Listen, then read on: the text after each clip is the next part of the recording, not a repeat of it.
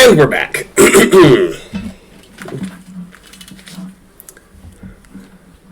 So, I don't know if you guys couldn't actually read that dialogue or not.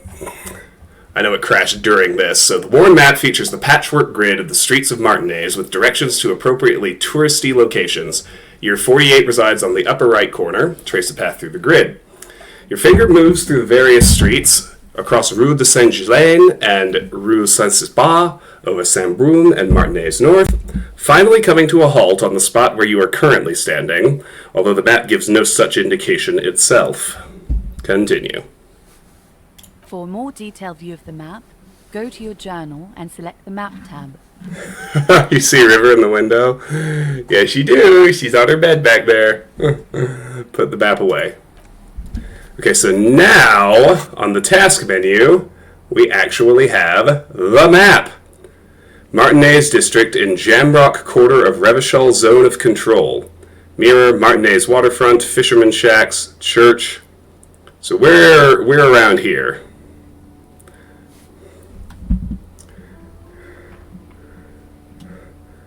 But what you can see here is the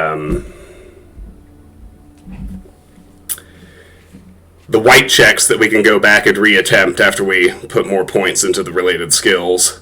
I think you can actually get them marked on the map now that we have it. Let me check on that.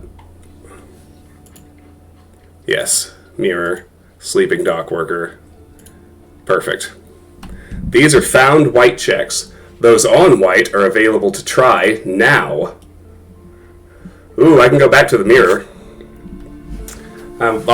I'll check. We're gonna end up back at the Whirling in Rags anyway, so. Oh, River's great. She had a vet visit a little while ago, and she's just perfect, because of course she is. She is perfect. She's sleepy, though. But I suppose that's to be expected. Alright, let's see. Alright, all that's left is these curtains. Let's check those out. You see a set of tattered curtains blocking the way to another room. A strange cage-like trinket dangles from the curtains. Excuse me, officer. The back room is strictly for employees only. Plaisance calls out from the counter. I did, DLF. That was really funny and cute. Examine the strange cage-like trinket. Pull open the curtains. Ignore the curtains for now.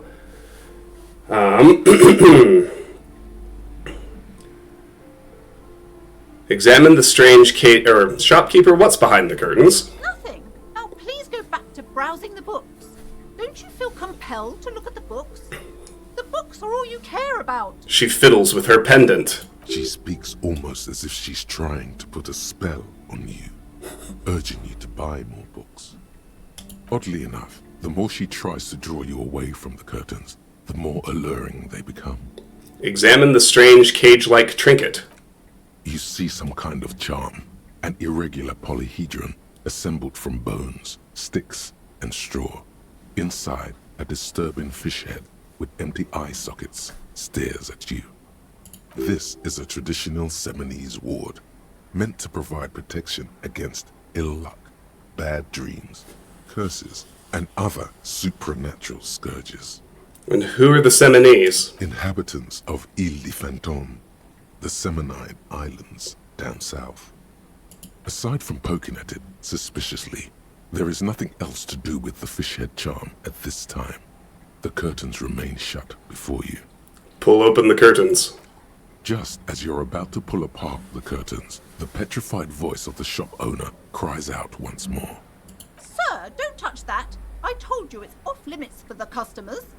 Her hand has closed around her pendant, her fingers nervously playing with the talisman. Parapsychologically speaking, we're dumb if you decide to open them. I won't be held responsible for the consequences. It's too dangerous. She looks away, mumbling.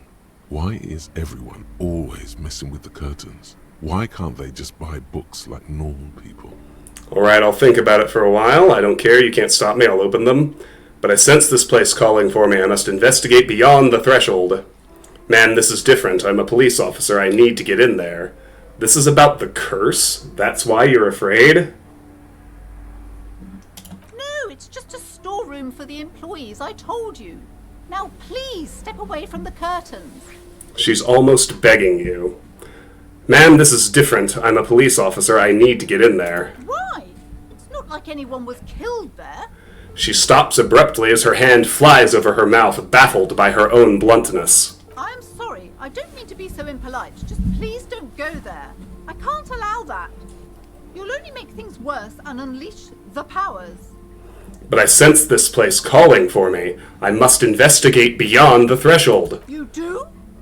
My God, even more reasons not to mess with the curtains. Just step away, dear sir. She grabs her pendant again, visibly shaken. I don't care. You can't stop me. I'll open them. Continue. No! Please just talk to me, officer. Come here and let's talk this through before you decide to do anything extreme. She raises her hand to try and stop you. There is something mysterious about the curtains. Be careful. The curtains, tattered with age and covered in dust, hang before you, as if taunting you. Ignore the curtains for now. Leave. And we'll talk to her again. I have no problem with that. Hello again, esteemed officer, and welcome to Crime, Romance, and Biographies of Famous People. Why are you so uptight about those curtains? I just want to know what's on the other side. I already told you, it's just a storage room for employees. I don't understand why it's so important to you. Just let it go, officer. Go buy some goddamn books. You're supposed to be drawn to the books. If it's just a storage room, then it wouldn't hurt if I just peeked inside. It's not like it's cursed, right?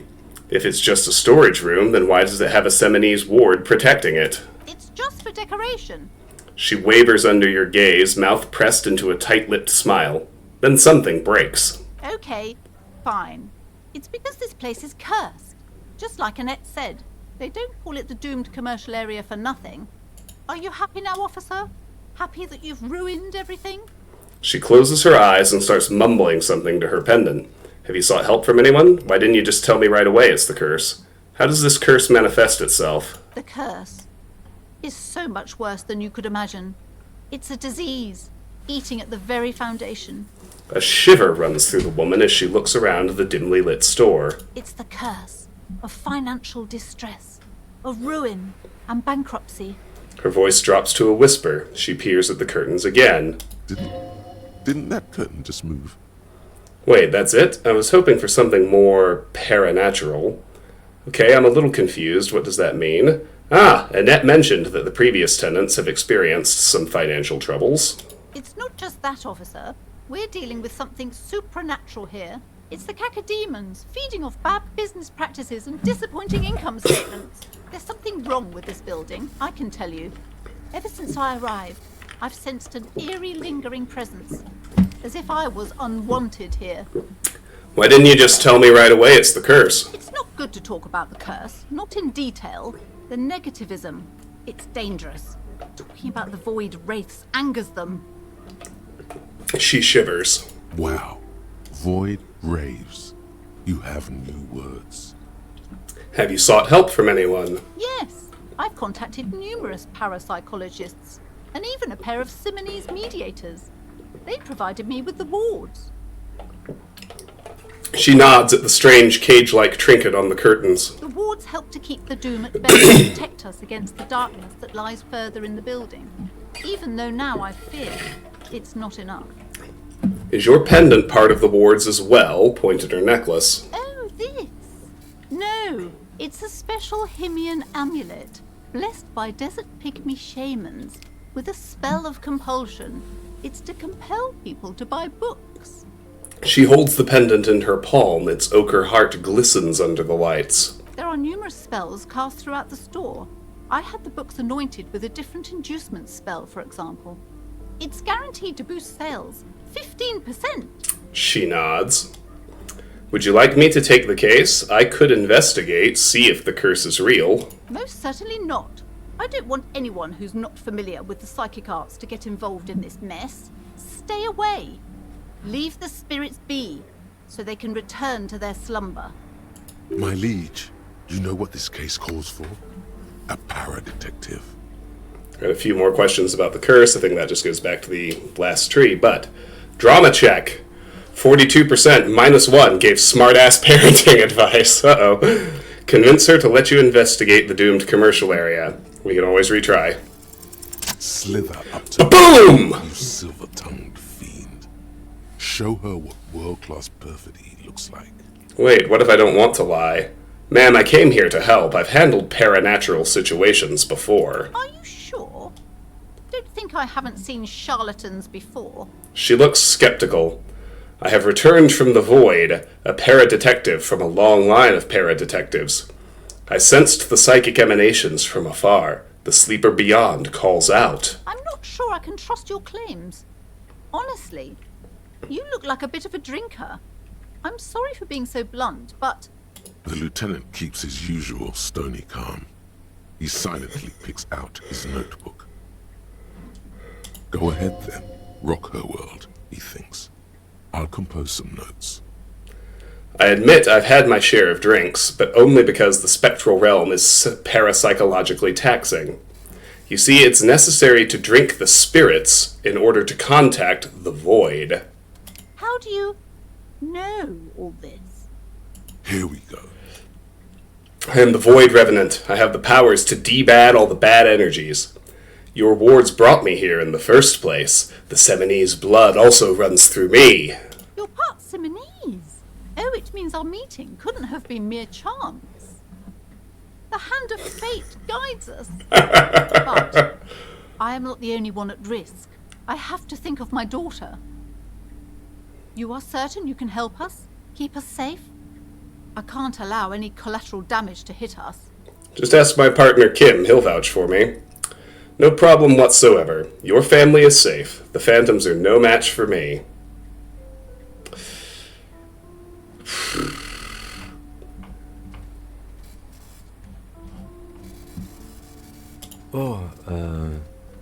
The lieutenant just ask my partner Kim, he'll vouch for me.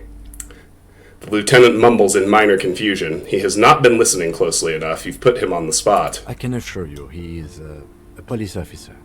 Very knowledgeable. If you promise, good officer, then you might be our last hope. Do you swear it? She shuffles nervously. Actually, I'm not really feeling the vibe anymore. The psychic force has left me. On my honor. Thank you, sir. There's one more thing I haven't told you about yet. The entity. New task. Investigate doomed commercial area.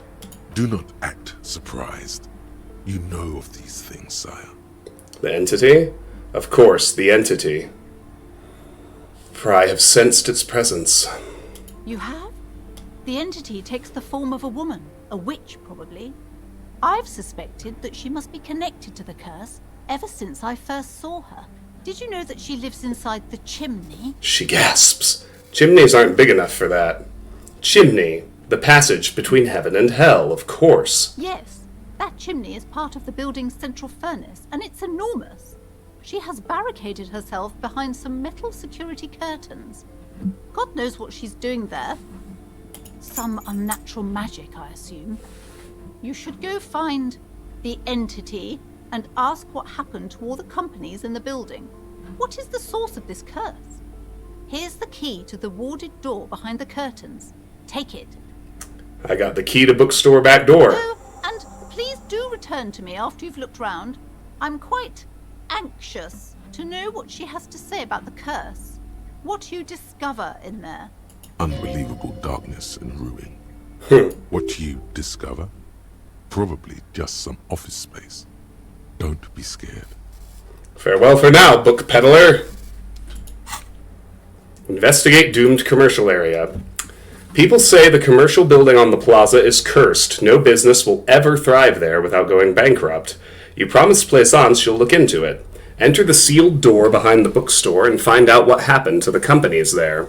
Search for the malignant entity. Plaisance says she lives inside a chimney. Find a way in. Alright, very good. Okay.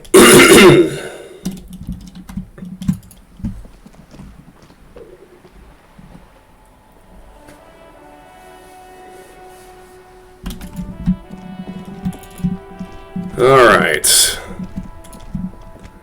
We're all the way back at Whirling in Rags. Rue de Saint-Ghislain, 8B.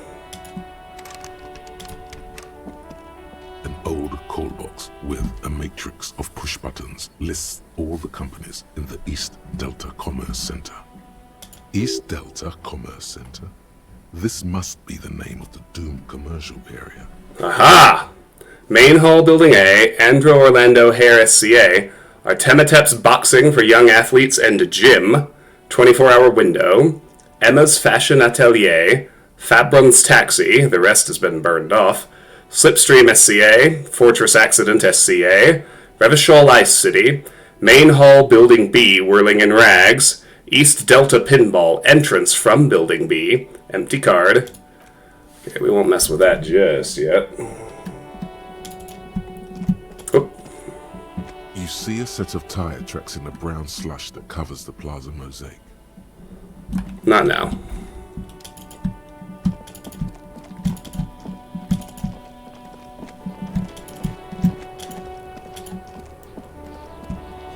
The letter R wears a crown. On the ribbon below, a light above descending. This trash container is locked.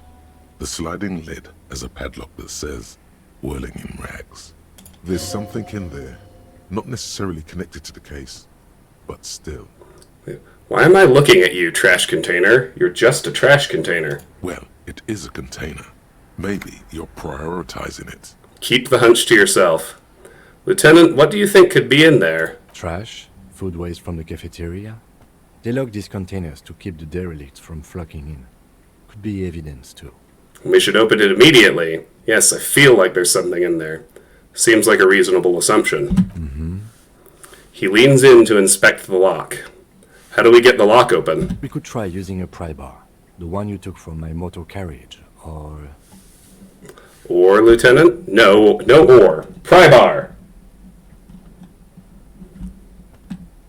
Or we could ask for a key from the manager of the Whirling in Rags. He probably has one. He might also have information. This is better than the pry bar idea. Physical instrument. Force time. Jam the tool under the lid and pull. Force time isn't happening. You've jammed the pry bar under the lid, but it just isn't bending. The fuck kind of metal is this? This is fucking shit!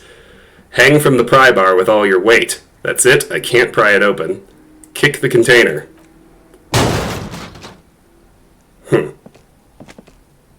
Unsatisfying. Hurtful. You hear a ringing sound, but not quite hollow. The can seems to be full. The quality of metal is not the problem. From what I see, it's sturdy enough. The fuck kind of metal is this? This is fucking shit! Hang from the pry bar with all your weight. There's a creaking sound as the pry bar slips under the lid. You hang from it like a moron, huffing and puffing. Clearly the technique is wrong, but nothing else comes to mind. That's it. I can't pry it open. Let's ask the manager for the key. This is clearly not working. Open trash container. There's a locked trash container behind the Whirling in Rags. The manager, Gart, should have a key. Alternatively, you could use brute force to pry the lid open. You just need a pry bar. Alright. Fair enough.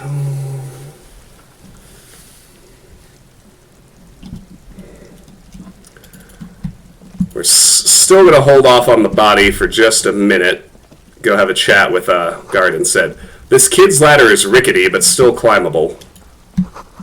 Someone is trying to grow herbs in this greenhouse. Real and magnesium. Not bad. This winch mechanism has been oxidizing for some years." An inconspicuous pile of the roofing material, Eternite. Later. Okay, can't get in there. Alright, let's go back inside.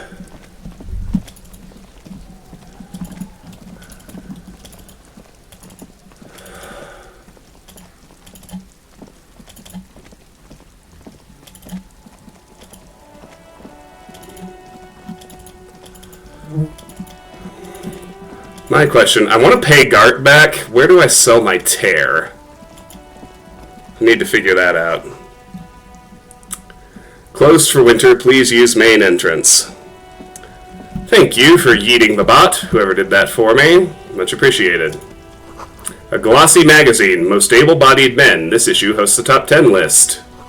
Jump Jams, a popular musique mag. Magnesium. Friet, sick. Some real on the ground.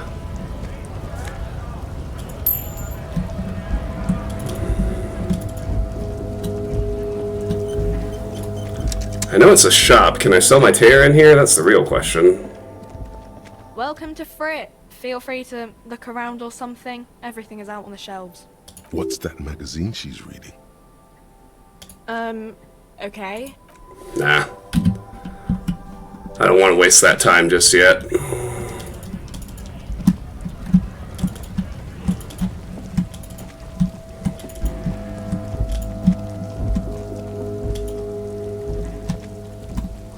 Goods from the lorry haphazardly litter the surroundings.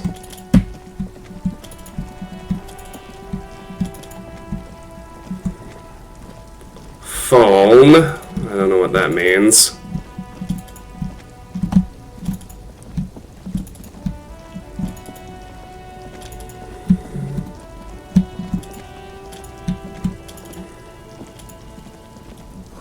A bold slogan, Humanox, covers the truck.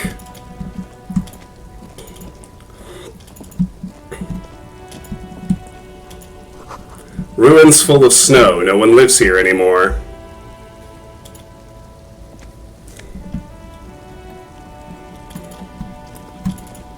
Yeah. There's a little money. I only need 2 more real. Come on, man.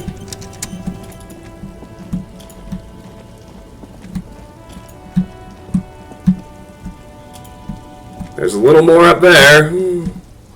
A foreign car kept in good condition.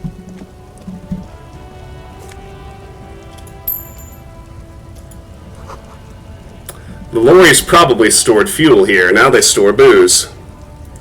Alright, Humane. Well, thank you so much for stopping in. It was a real pleasure to, meet you, in air quotes, since we're not actually physically meeting or anything, but it's the way of it. It says G-R-I-H.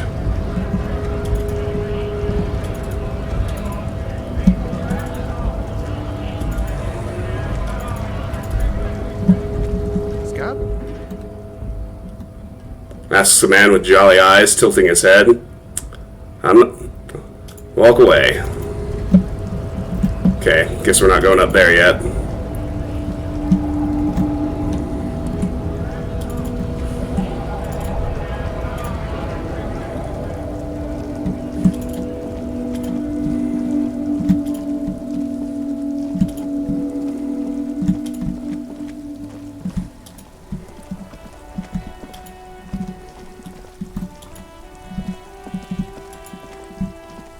Well, let's go back inside for now.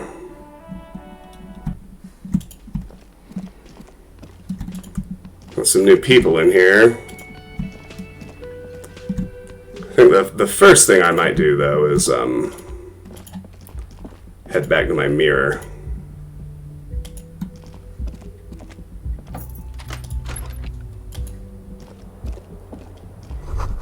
Kim tries not to look at your broken down bathroom door.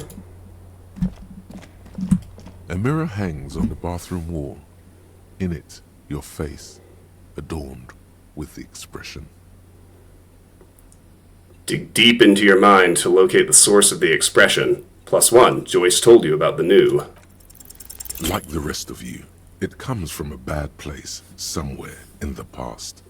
That's all you know for now. Interfacing. Oh, -10, tool not in hand. Well, I'd better put the chain cutters in my hand. A.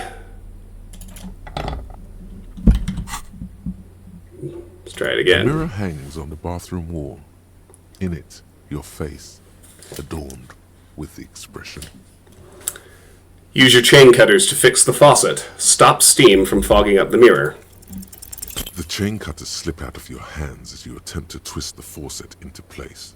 Well, you know one thing for sure. You've probably never been a plumber. Let the mirror be for now.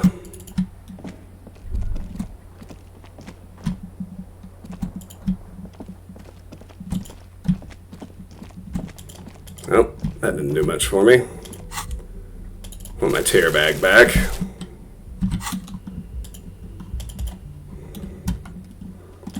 Let's have a chat with... Oh! Unless I can find something in the kitchen since it's open.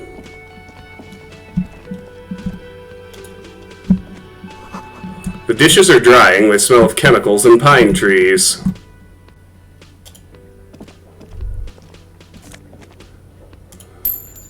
Oh, 50 cents! I need 50 cents!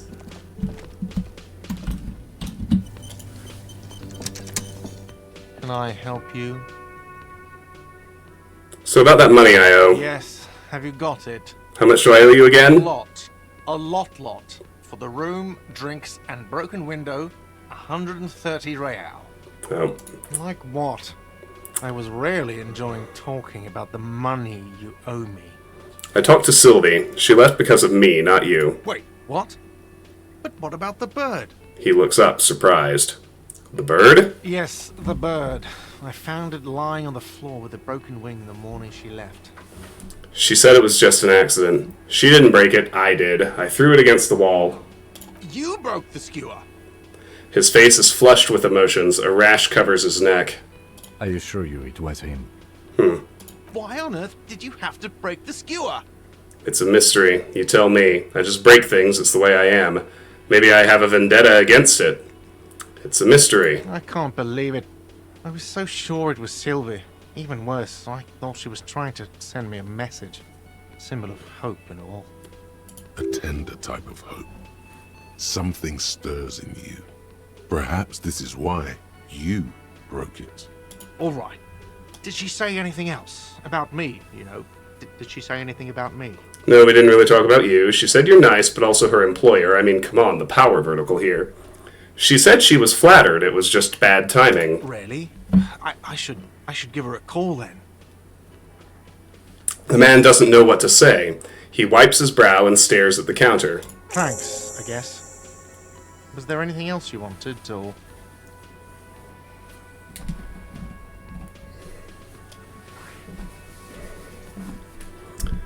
Goodbye. Alright, so I think all we did was complete Talk to Gart for Sylvie. And in fact, we did. Alright. I gotta find 50 more cents. We can check it. Oh, wait. Oh, 6 cents! 6 cents! Oh, we're so close! Well, let's talk to the cook. Or look at this. An aroma of spices, alcohol, and tomato hangs in the air. A thin man is smoking below an exhaust hood, occasionally sipping from his mug. This must be the Whirling's cook. As you step in, he nods toward the table and says something in a completely foreign language. The only words you can make out are Garancy and Kubek. Okay, it's definitely not his name. Whatever you do, please don't call him Garancy Kubek.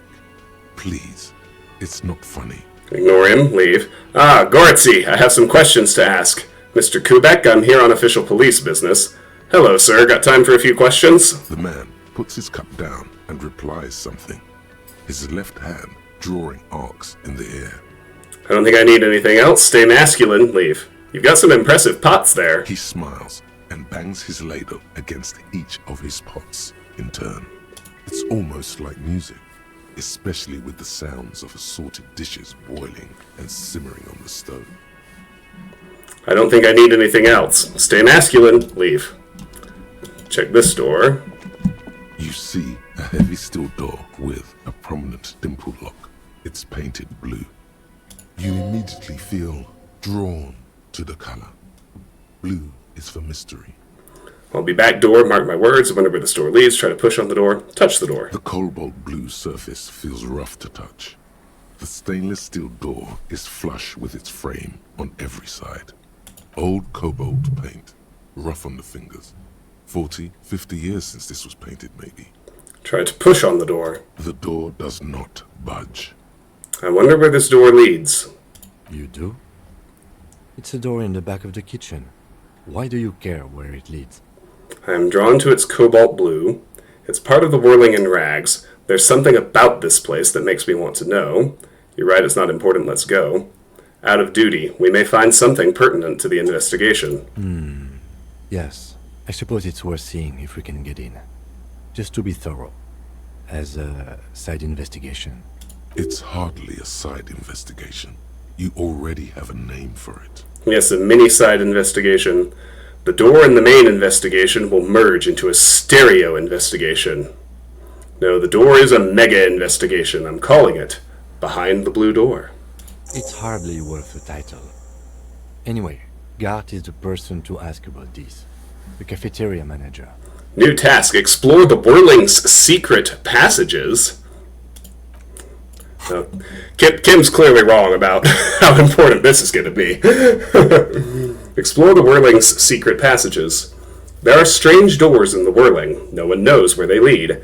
Find a way in and see what's hidden there in the hostile cafeteria's forgotten corners. Find a way into the secret passage.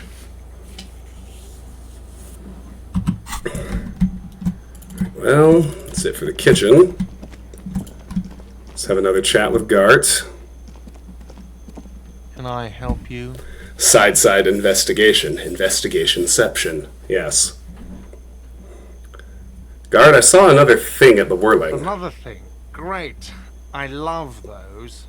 There's a mysterious blue steel door in the back of the kitchen. Oh, yes, that door, sure. There's nothing mysterious about it. It's just a door. He shrugs. Okay then, never mind. Do you know what's behind it? Do you have... No, I don't have a key. I don't know how to get there. And I don't care either. It's not like I've been wondering about it for 10 years. It's just a Frit warehouse, probably. Or some boring storage space with a bunch of old junk and dust. Junk and dust.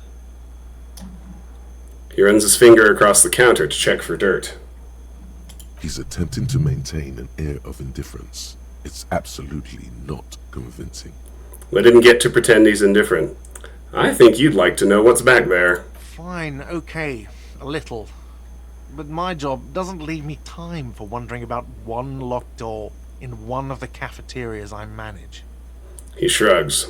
So, I haven't opened it. I have cleaned the whole place 100 times over, though, after the animals. And I haven't found a key, so good luck with that. There's something else I want to ask about. Yes? Is the trash container out back yours? Mine? No, it belongs to the Whirling in Rags. Thank you for clearing that up. Why do you keep the container locked? Why? To keep the hobos and drunks out. That's why. And the neighbors, too. They put their trash there, and they don't pay for the garbage company. I thought as much. And are you the only party with access to the trash container? Well, yes. Us and the garbage disposal company. It seems a little callous, doesn't it? Something stirs in you. No, it doesn't. Nothing stirs in me, and it isn't callous. It's common sense. I wonder what this feeling is. Prod at him and find out. We need those keys. Doesn't it seem callous to you guarding even your leftovers from the poor? We need those keys. What do you need them for? It concerns the case. Please cooperate. The lieutenant's voice is harsh and sudden. Just bring them back once you're done, please. He takes the keys from under the counter and hands them to you. Very good. All right. Goodbye. Okay, so... Key to trash container. Very good.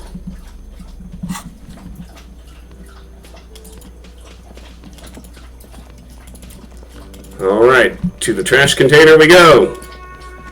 I need 6 more cents. And I don't have to worry about sleeping on the street tonight.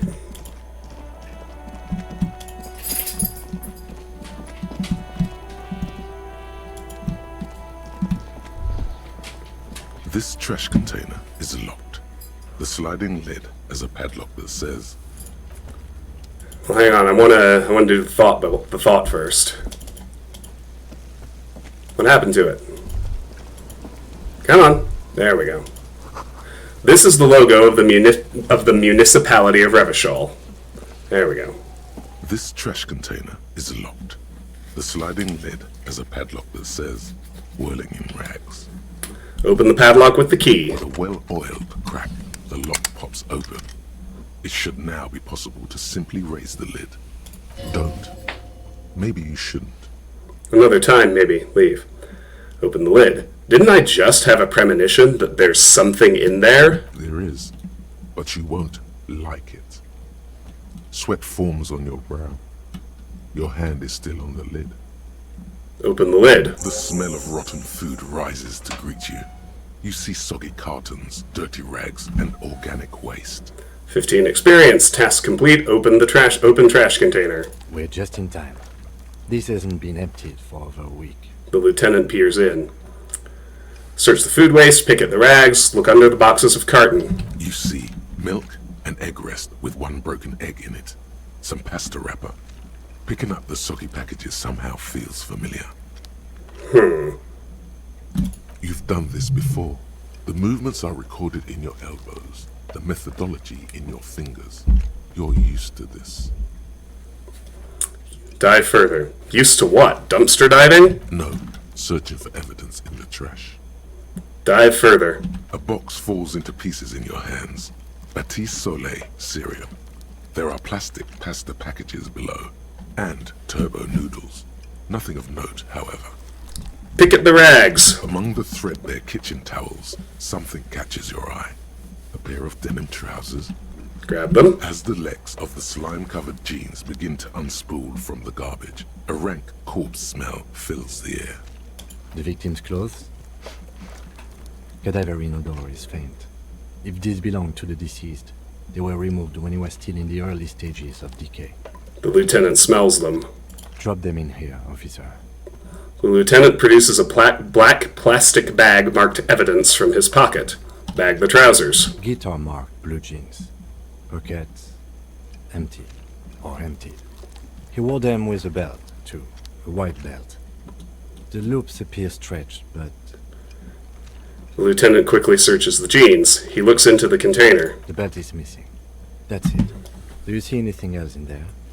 I have another bag here. Continue. Something slimy catches your eye. Nope. Reach for it. A drab, long-sleeved shirt, olive-colored, appears from the food waste, dripping with pus. Ew. Bag the shirt. This is a military-type overgarment. No label or serial number. This is the kind of rib-knit shirt that's worn over light armor to conceal it in an urban scenario. Anything more? He nods to himself. The rest of the rags are just kitchen variety waste. A yellow old mug that catches your eye. But other than that, A thrown-out towel, a mug. That's all. All right. We should go to Gart again and ask if he knows who put the clothes in the trash. It could be as simple as someone from the hostel cleaning the yard. Or that one. I'd advise against confronting that force. He nods toward the red-haired boy behind him. Okay, proceed. You think someone from the Whirling might have been involved, maybe? Yeah, we need to ask the kids who put them here. New task. Who put the clothes in the trash? Oh. You think someone from the Whirling might have been involved, maybe? Not really. All we know is the victim's clothes are in the trash. The lid was locked and his establishment had the key. It's just a small loose thread. Yeah, we need to ask the kids who put them here. The fuck's he on about? Kids? You hear that, Kuno? He thinks you're an infant or something. The one behind the fence yells. See? Okay, proceed. the lieutenant nods, then looks back into the trash container. Search the food waste. It's just organic waste, cold and slimy on your hands. Apple and potato peels, mostly. Unidentified sludge, and the occasional chicken bone thrown in for good measure. But hey, nothing. It's nothing. Nothing more to see here. What's this? Elbows out, there's nothing more here. What? A blue piece of plastic sticks out from the apple peels. It's shiny. Looks like the corner of something. Pick it out. Something larger. A clipboard. A blue plastic clipboard with moist papers hanging from it. They look badly damaged, but you can still make out forms and notes, written in a man's handwriting. Gained damaged ledger. Officer, is that your paperwork? No, it can't be. I don't know what this is. It is. Look, the plastic has the RCM street grid on it. You've even got an autopsy form in there. He points to the clipboard. A miserable-looking slip of paper sticks to the board. Secret task complete. Find your paperwork. 15 XP and a level up. Huzzah! If you don't mind my asking, how could you have let your paperwork end up in the trash? It must have been cramping my style. It has a foreboding quality to it. Maybe I needed to lose it for the great bloodletting to begin. I think I didn't want to be a cop anymore. That's why I tried to flush my cop life down the toilet. I'd rather not talk about it right now. Well, He doesn't know what to say. lucky we found it. You should take stock of what remains, just to be sure some has not made it into the hands of the RCM's adversaries. Organized crime and the like. There might have been police secrets in your notes. I don't know, man. Sounds like an order. I don't take those. Say nothing. Okay, I'll do that. It would also not hurt to start taking notes on the case. Now, tell me what your eagle eyes see. Or are we finished? New task. Read your ledger and name the case. He peers into the trash where soggy cartons and rags stink uninvitingly. Some items, such as the ledger you found, are interactable. Go to your inventory and select the Interact tab to read your paperwork. The mug. I'm getting that mug, too. You pick out a broken mug with an oddly racist depiction of the Yellow Man frolicking in saffron. Take the mug. An antique? Only in its social sensibility. Take the mug. Item gained. Yellow Man mug. Close the lid. The container sounds a muffled gong. That's one thing off the list. I think we got it all. The lieutenant sounds relieved. Leave. Okay, so... Damaged ledger. Use interact button in inventory to inspect the book. Yellow Man mug. Use interact button in inventory to inspect the item.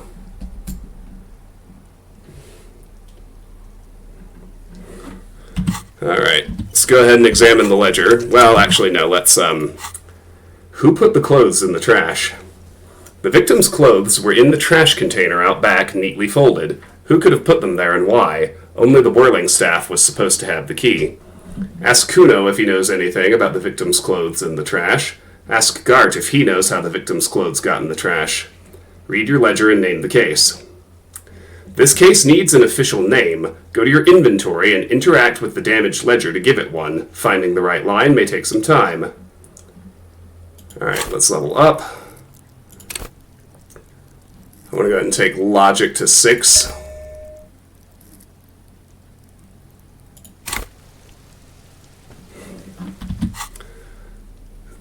Now we'll quick save and interact with the ledger. This is the ledger you found in the trash. It's full of notes written in a man's dense cursive. Have a closer look. Maybe it can be salvaged to start keeping notes on the case.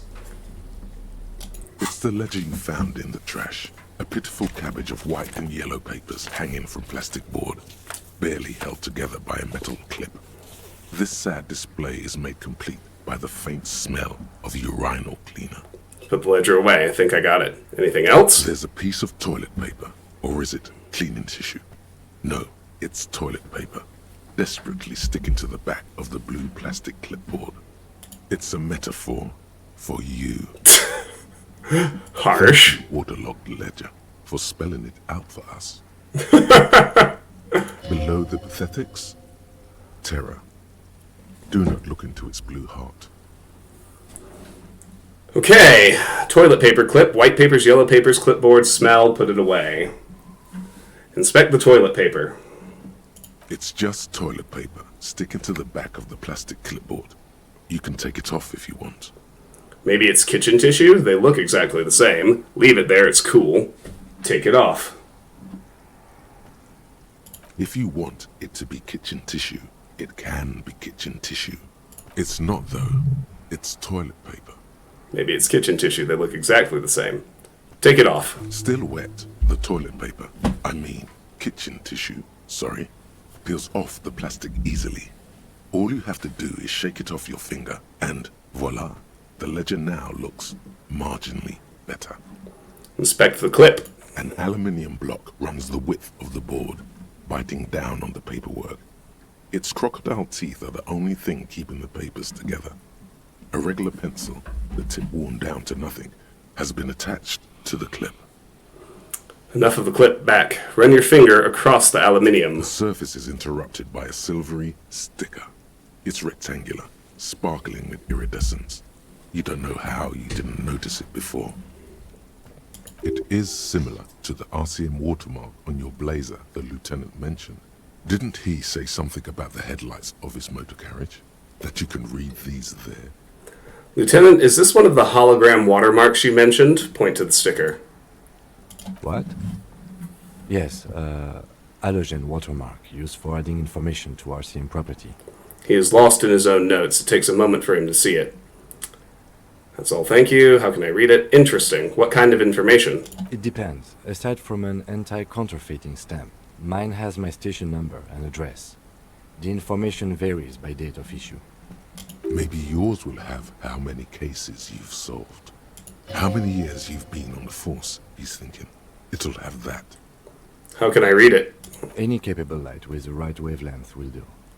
You mentioned the headlights of your kinema? Yes, RCM vehicles have headlights tuned especially to reveal halogen watermarks. New task, read the watermarks. There's a pause. This means you can read the watermarks if you just turn the lights on. That's all, thank you. Okay. He returns to his neatly kept notes. While a bunch of sodden papers sag from the clipboard in your hand, it's a sorry sight. Browse the white papers. They're not exactly white. They're yellowed in patches by sunlight and alcohol, and covered in dense blue handwriting. Ink escapes into watercolor patterns, reaching its tendrils across entire pages. The paper itself is checkered, with faint red lines, forming short paragraphs. Once in a while, there's a red stamp that exclaims, "Case files commit to paper." The case files themselves are plenty. You count more than 100 sodden, crumpled up, earmarked pages falling apart in your hands. They appear to be sufficiently organized and extremely dense, if mostly illegible. What is in there? What are they about? Work, strife, poverty, the Jamrock Quarter. These are handwritten logs of investigations dating back to January 51, this year. The exact number is hard to estimate, due to missing pages and an odd naming convention. But there are at least 20, maybe 30 cases undertaken, not completed, mind you. It's the middle of March. You have attempted 2 cases a week on average. What do you mean? Is that all? I'm done inspecting these, close the case files, count the pages. I have to open an official case as their room. There was mention of a naming convention here. Is 2 cases a week a good caseload, Lieutenant? That's it?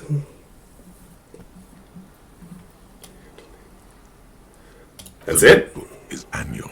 It says 51 on what remains of its cover. A molten strap of cardboard. Everything prior to this must have belonged to a previous volume. In short, there was more. Is 2 cases a week a good caseload, Lieutenant? Huh? 2 complex cases to undertake is a lot, yes. You really have to push yourself. I would not suggest it, lest you start making mistakes. He raises his nose from his notes. Nod and return to the case notes. 2 cases a week appears to have been my load, Lieutenant. I'm not sure I completed them, though. 2? That's a lot. I didn't mean to say you are making mistakes, by the way. That was presumptuous of me. He raises both eyebrows. I'm sure I made plenty of mistakes. I burned out all right. A nice brisk pace, the way I like it. I burned out all right. It's okay. We all do, sooner or later. He nods, then turns back to his own case files. Like a fan of gills, the checkered papers dry in your hand. The handwriting is extremely dense, if mostly illegible. There was mention of a naming convention here? Yes, it appears you employ a, shall we say, robust yet literary system. Each investigation has its case number written on the margins. Yet, still more tellingly, most are accompanied by a name. A title, one might say even.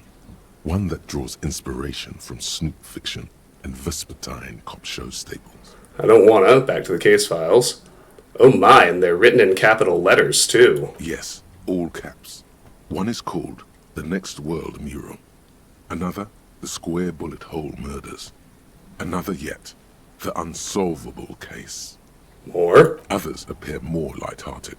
The guys on a couch in an unexpected location, and the murder at the Ukar parlor. Even the rare article-free collapsing tenement. Murder features prominently throughout. It's going to take an effort to piece these case files together, but it can be done. Once you're done inspecting them up close. Kim, my cases appear to employ some kind of naming convention. You mean the alphanumeric? Officer, precinct, time of arrival at the scene? That's the one? Lie. No, I mean a non-numeric one with titles. Oh, you mean the titular? Yes, well, so do I. In our defense, almost everyone in the RCM does. Why is that? It's a holdover from the early days of the RCM, right after the revolution, when the organization had little idea how to do things. It persists in an unofficial capacity.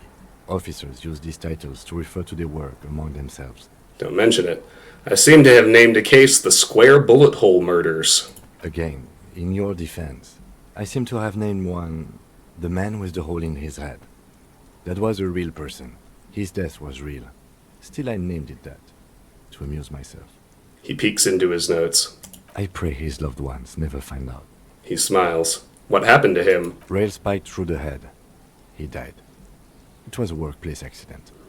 Count the pages. I have to open an official case. Is there room? There is, for precisely one more. 15 pages near the end remain untouched by the damage. The checkered grid forms a structure of passages, breaking the case into subtasks to accomplish. Once all the tasks are accomplished, the case is complete. Back to the case files. Commit to paper, using the pen Lena gave you. The tasks you've completed flow out of the kind green ape pen in a brash freehand similar to the rest of the letters. The wording comes easily. It's almost robotically simple, a language developed for mental rigor and simplicity. Inspect the victim's body. Interview the cafeteria manager. It's not exactly poetry, but poetry would be out of place. Cross out the ones you've already finished. A satisfying slash sounds across the paper. You're done, it seems to say. And you, and you. Things to be done, and things already done. The composition of reality. This is an extremely useful tool for a detective of the citizens' militia. Now all that remains is to name the case. Lieutenant, have you by any chance named our case? No, actually. Any ideas? The Hanged Man. The Furies are at home in the mirror. The Setting Sun. Shit on a stick.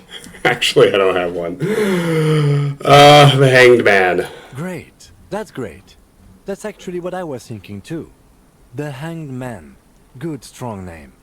We have a very good name for the case now. I'm going to start calling it the Hanged Man. It's good we sorted this out. Breakthrough imminent! Jamais vu, derealization! He flips the pages of his notebook. Alright, I'm done inspecting these. You don't exactly close them, so much as distance yourself from the smelly papers. They're a little further from your nose now. Logic. Hi, +1. Kim explained the system, 83%. Retriable white check. Pretty good odds. Can I read the case files now?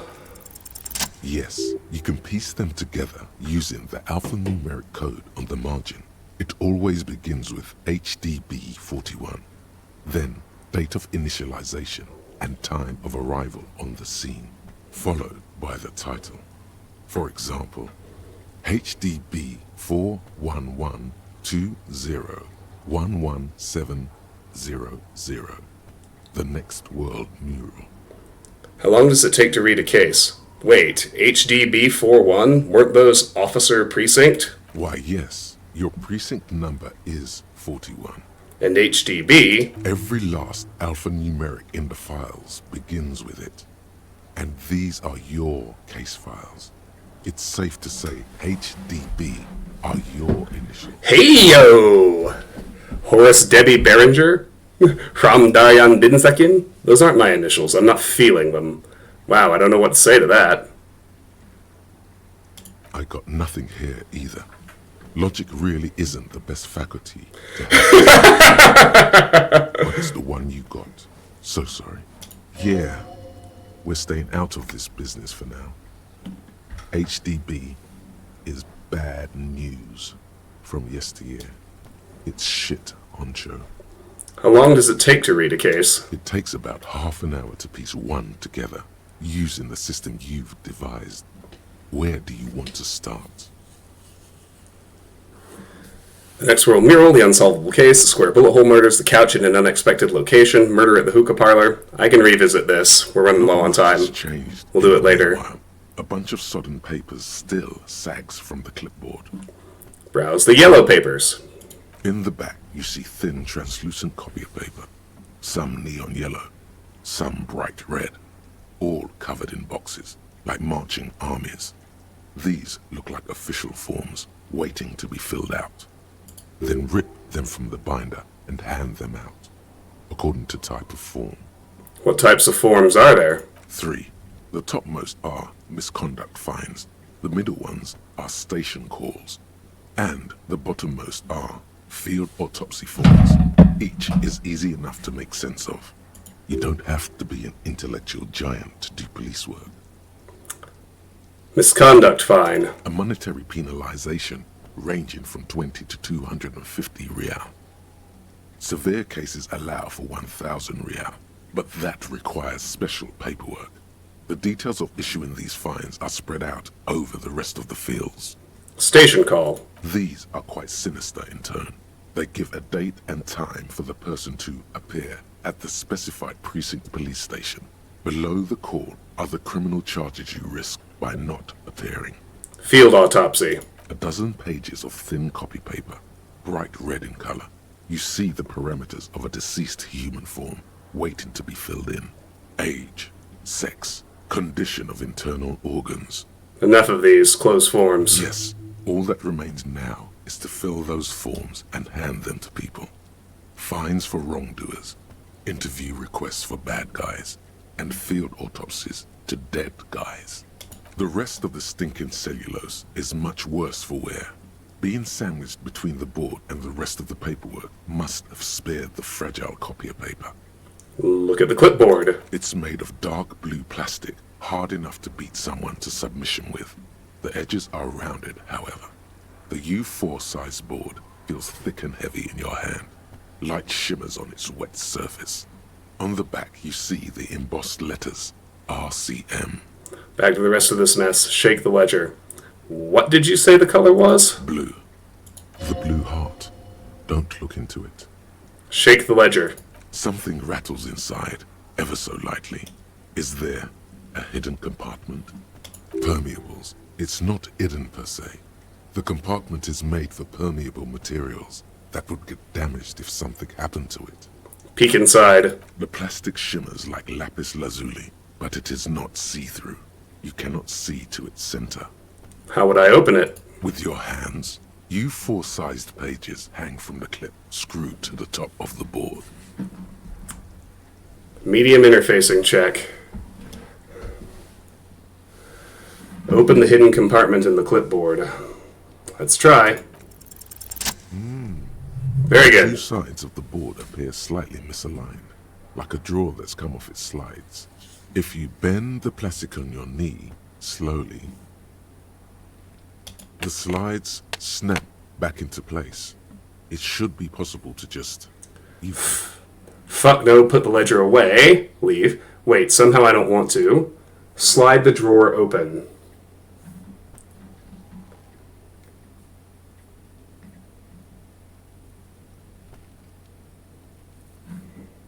Without resistance or sound, the two panels move against each other.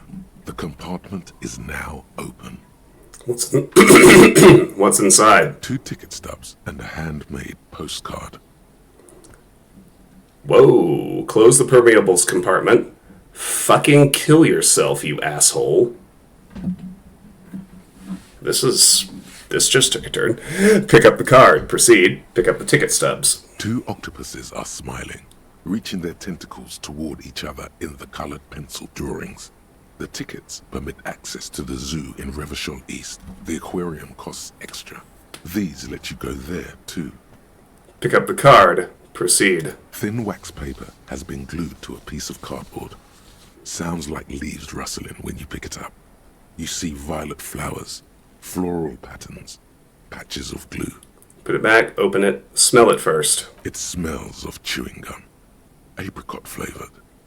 A touch of cinnamon, the end of summer. You think the label says tutti frutti. Open it. Familiar handwriting lines the inside of the card. Looped, round letters in a woman's hand. A young woman in her 20s. There is care, effort, and a smile, you think. Although that is not something you can read from someone's handwriting. Harry, it begins. You're already reading. I wanted to write you a letter so you can read it when you wake up. Maybe it will make you happy. Throw it away, please. Keep reading. But it will make me happy. A merciful wind blows in from the bay of Revachol, dusting the ground at your feet and raising newspapers far away. You feel the card slipping into it. What was that? Throw the card into the wind. Hold on to it. Read the card. What was that? Frisson covers your entire body. A feeling of cold. A persistent chill. Throw the card in the wind. Hold on to it. Read the card. Your hands shake, holding on to it. Every morning when I step out and you're asleep behind me, it says, I find a little piece of sadness in me. I carry it in my chest, down Voyager Road. I guess the H is for Harry. I've learned that too. Every step I take, it grows. By the time I reach the fuel station, it has filled me entirely. I step onto the light rail and look back. Sparks fall from the bow collector. I know it will be like this until late afternoon, when I get off the 42 and walk back to you. Stop, put it back. Keep reading. You. Every step I take will get lighter. It almost makes me run. Sometimes I do. I can't believe I met you. I can't believe the happiness I feel with you. You have a vast, vast soul, and I will always, always, always come back to it. Keep reading. Kisses, kisses, kisses. You feel the air sucked out of your lungs and the blood sucked out of your head. Everything around you gets dark. Small white dots appear. I suppose that must be from the ex-wife that the ancient reptilian brain accidentally mentioned to us in the absolute intro dialogue. Sparks fall like snow from the bow collector. A streetcar distancing. You feel the ledger slip from your hand. Item lost. Damaged ledger. No. Hold on. Hold on. Fall sideways. Hold on. To what? There's nothing. Detective, is everything all right? Fall sideways. Oh shoot. This really took a turn. What happened? Is this a load screen? Nope.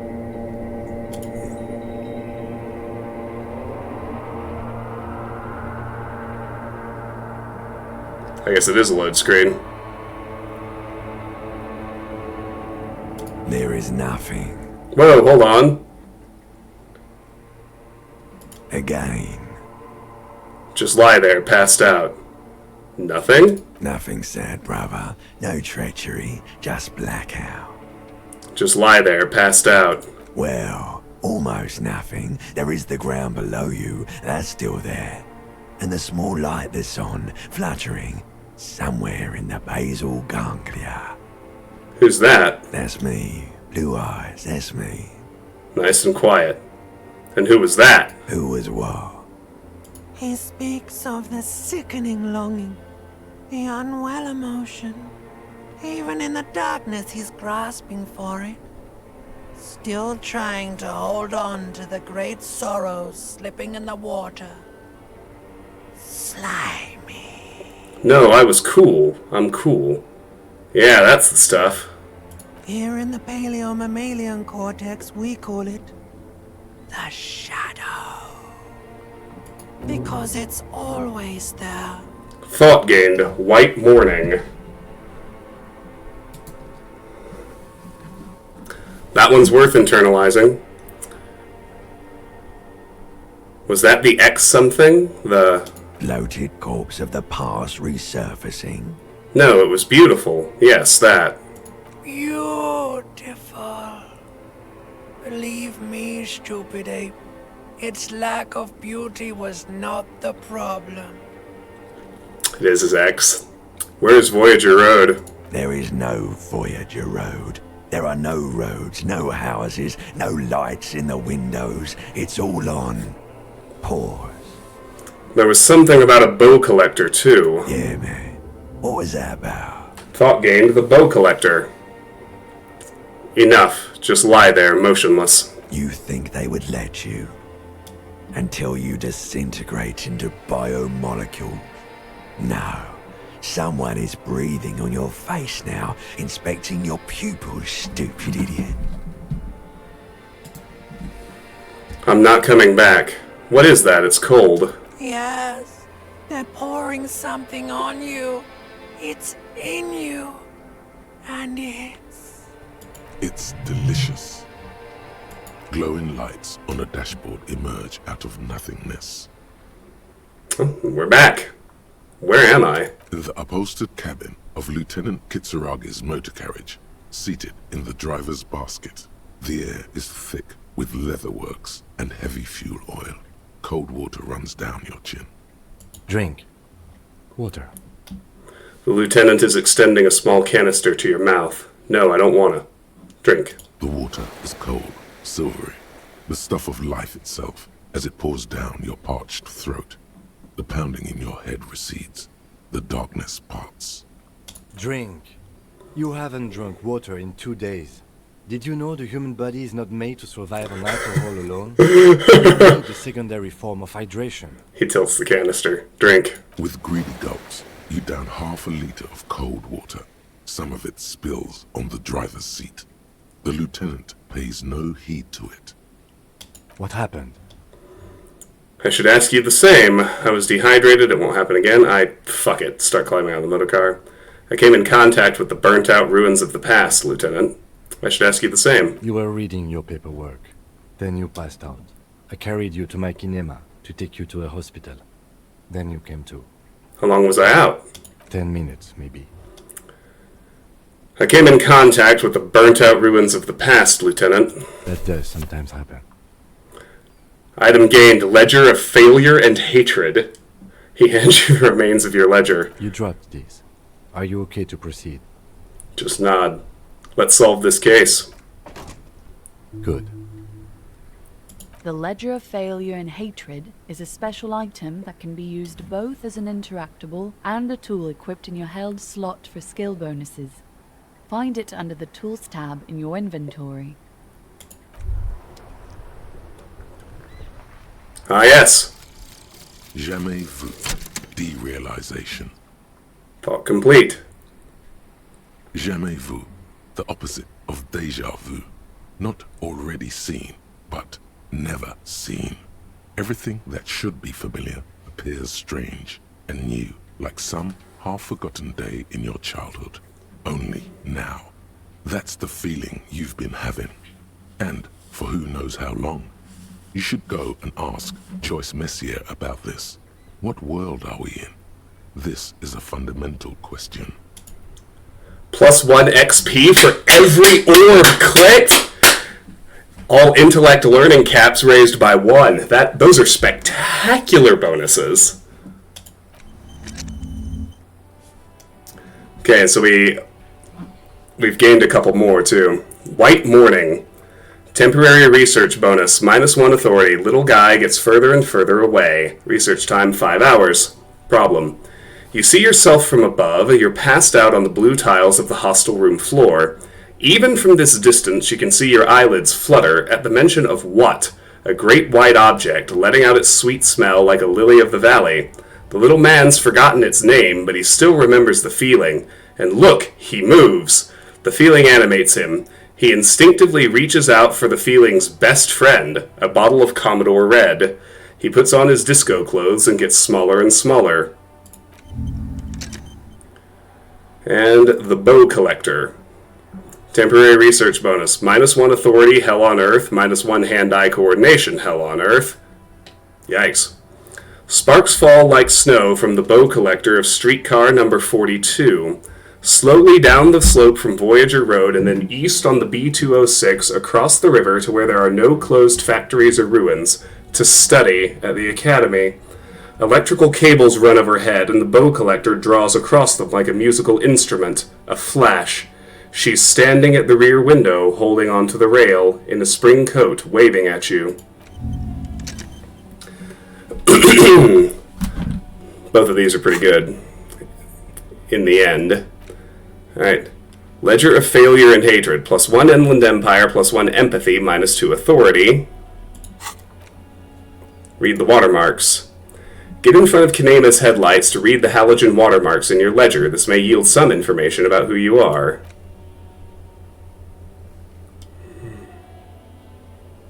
Okay, we can... Haven't tried those yet. Can go back to Joyce Messier. Should probably just go ahead and do that right quick.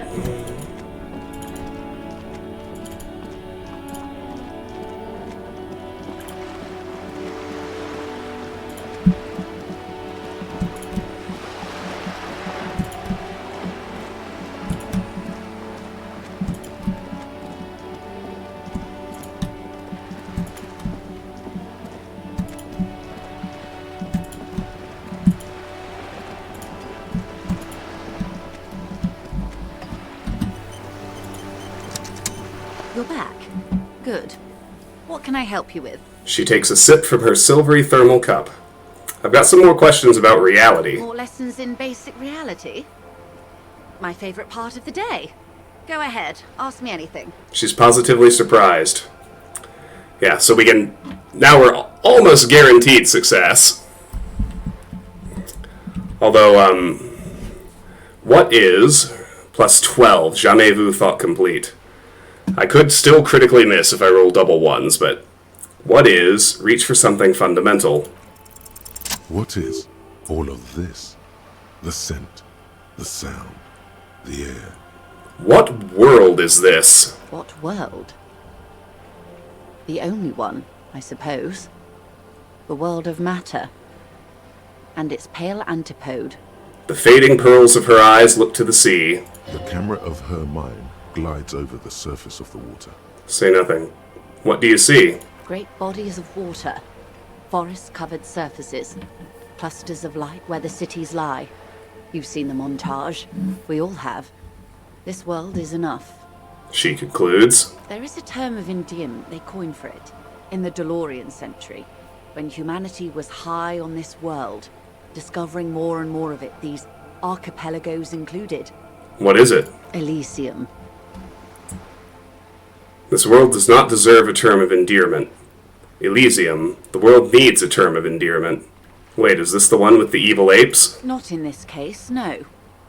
That sounds more like something the Mesk petrofascists might say. Her gaze wanders. The Confederate Republic of Mesk, the world's largest state by territory, has fallen into an especially nihilistic strain of nationalism lately. It isn't enough to call us animals. Even animals aren't animals. What are animals, then? They're like you and I suppose. Living organisms don't identify with abstractions. Elysium is for particular beings. Elysium. The world needs a term of endearment. It does. There are those who would call it hell. What is hell? A term of hatred that originates, like many such things, with the Mesk petrofascists. I've got a clear picture. Let's proceed to another term. I don't feel like I've got the whole picture yet. Oh, you want a picture of the world? There is no complete set yet, dear. They're having some trouble reaching orbit. She raises her finger to her lips. How come? Great things are difficult to achieve. For now, we're viewing the world from the inside, sideways. Inside sideways? What shape is this world then? How about it's a ball? We used to think it was a sphere, but that is beginning to look less and less likely by the day. You wouldn't know it from the tabloids, but the ORG nations have been launching weather balloons into the lower ionosphere since the 30s. ORG, Occident Revischolgrad. There's a steadily increasing trickle of images. Between the big three scientific contributors, they're piecing together a dark grey corona. A dark grey corona? Yes. Pale covers 72% of the surface. There are grey flares and prominences, even arcs above entire isolas. The images are blurry, but if there was a sphere in there, it certainly looks like it fractured a long time ago. She pauses. A cold fear seeps into you. Oh my god, wait. What the hell are you telling me? The pale? And what do you mean corona? Oh my god, wait. What the hell are you telling me? You seem to be spooked. Please don't be. Her voice becomes homely, calm. She lets a moment pass. The pale? And what do you mean corona? They say there is a rarefied envelope of matter surrounding the darkened disk of our planet. That is, if we are still living on a planet. Or, to speak more plainly, imagine vast swathes of land disrupted by nothingness. I am sorry, dear. It must sound quite terrifying through the acute encephalopathy. Even scientific positivism isn't entirely convinced about what we're dealing with here. She looks around. But this is one of the greatest questions of our time. Maybe when they get the complete set together, it will jolt us out of our rut, bring us together, however naive it may sound. Okay, then everything will be okay? A fractured corona doesn't feel like it's going to bring anyone together. You have misimagined it. I don't have the power to convey to you the effect and geometry of the images that depict our world from below low orbit. It's like the crowning of the world. It's insane. Very disco. You'd love it. She looks up. Well, if you say it's disco, doesn't sound like any kind of disco I'd like to go to. I don't care about disco, I only care about the commune. If you say it's disco... See? Everyone finds something worth holding on to in this world, however wasted its opportunities. Suddenly, you're conscious of yourself standing there, on whatever this all is. Your arms hang down by your sides. The lieutenant observes you both, silently. He adjusts his glasses. You said pale. What is pale? The pale is not, technically speaking, part of reality. Yes. Also, I think we've had enough excitement for today. Remember, we have a cadaver to attend to. The lieutenant looks at his watch. Of course, Lieutenant. Let's try something else. She bows, then turns to you. Okay then. What do you mean it's not part of reality? I don't want to. I want to know what the pale is. Ma'am, remember you are dealing with a very sensitive and impressionable police officer who is still recovering from a recent medical episode. He turns to her again. The Lieutenant's right. Let's change topics. What do you want to know? Anything. She gives you a little wink. Kim, trust me. White check. Volition. Ask for Kim to step away while you discuss the pale. Good idea. Just ask him. He won't make a scene. Kim, can I talk to the ma'am alone for a second? Fine. He steps away with his notes. See? What can he do? You're a grown man. Now, what is the pale? Are you sure you're sure? Your colleague seemed adamant. Yes, what is the pale? Okay. The pale is the most dominant geological feature of the world, Detective. The separative tissue between the islas. It is the interinsulary mass. Okay, what is the pale like? Wait, and what is an isla? Isla is a Messinian word for a continent of matter, enveloped on all sides by the pale.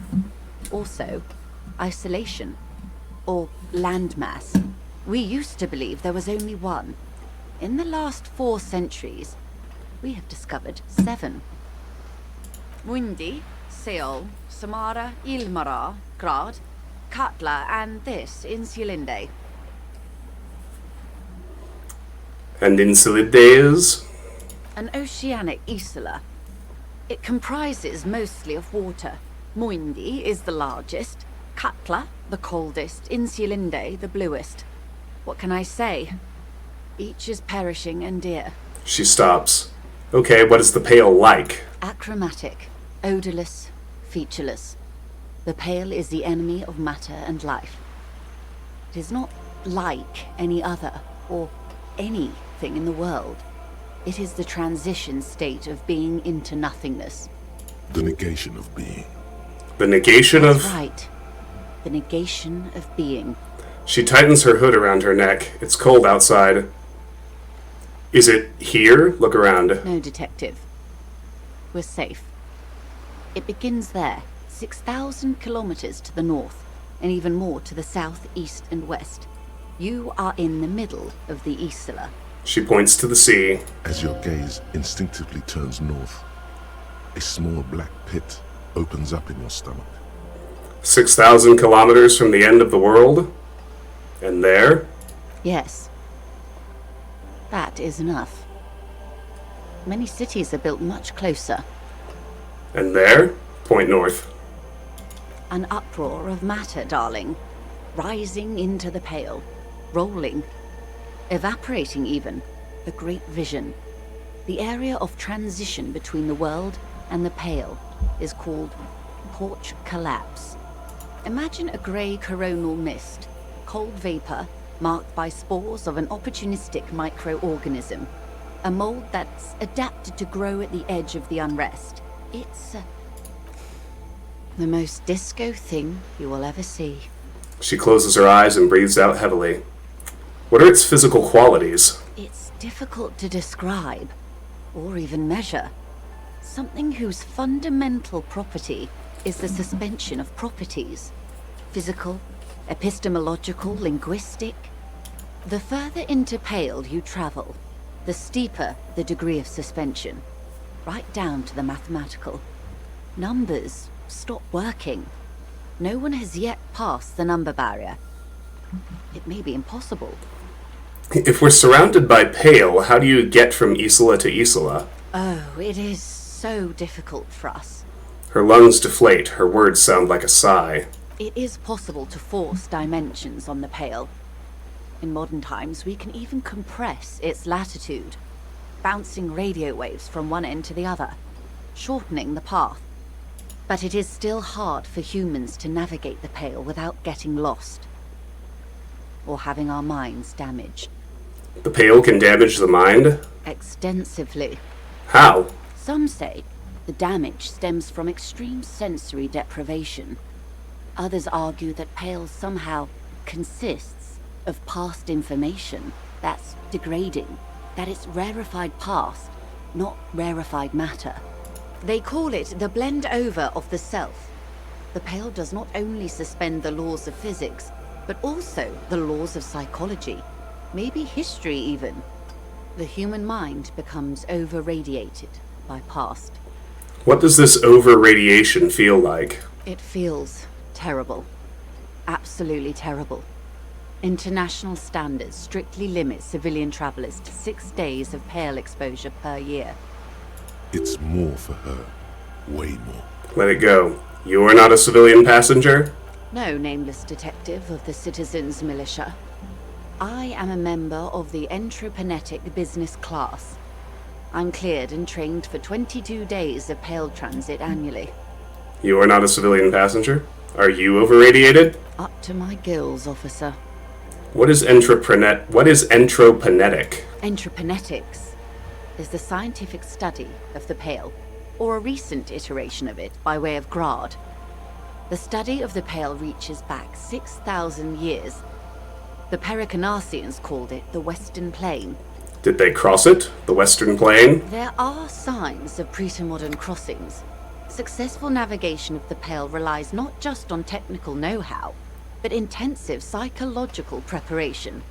Some of these tactics have been known for thousands of years.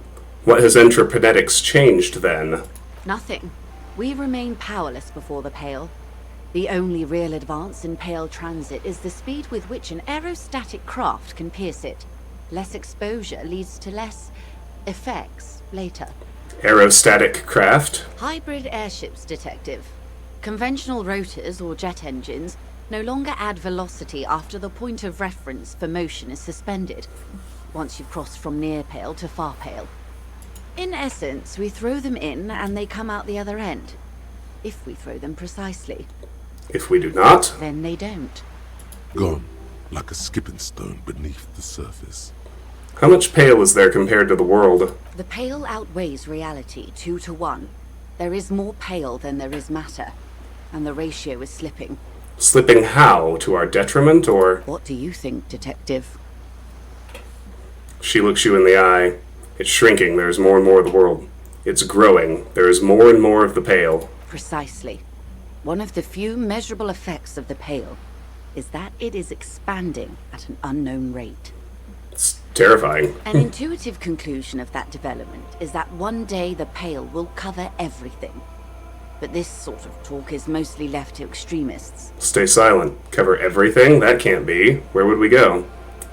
It's not extreme at all. It's going to happen. Most people, and indeed most private and government sector organizations, entire civilizations and religions even, find handy ways to ignore or downplay that knowledge. It's like the heat death of the universe. I suggest you do the same.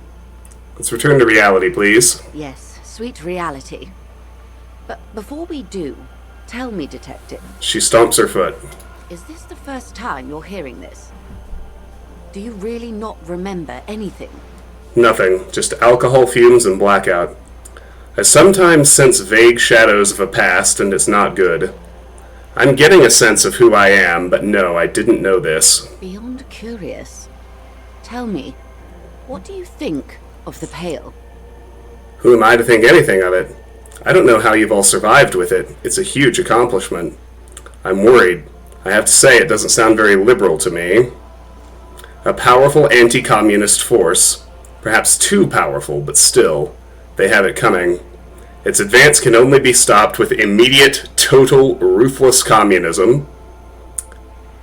It's terrifying. You were right, it's disco. It will end all life. I like this one. That we continue to persist at all is a testament to our faith in one another. Mm-hmm.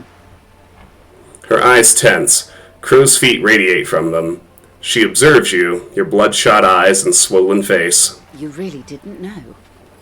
This does not spell good for the investigation, Detective. If you don't know even this, then... She stops mid-sentence. It'll be a fucking disaster, I know it. All those people will die. Yes, I'm in serious trouble here. This investigation will be my masterpiece, the one they remember me by, I promise. I'll handle it. It's under control. I hope so. I truly do. If I may suggest, hold on to your colleague, Kitsuragi. I ran a check on him and he is very competent. In the meanwhile, you have me.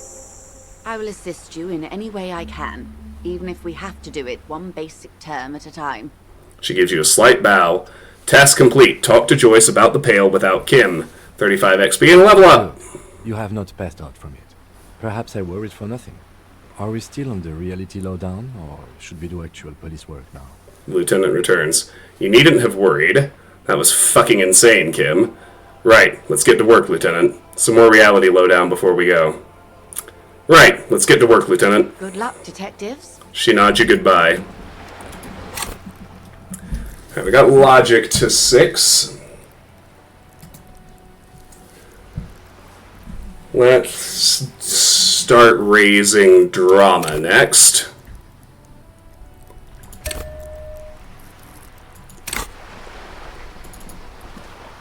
Alright, with that done, I'm gonna save and take a little restroom break, and then we'll head back to Kim's Kinema.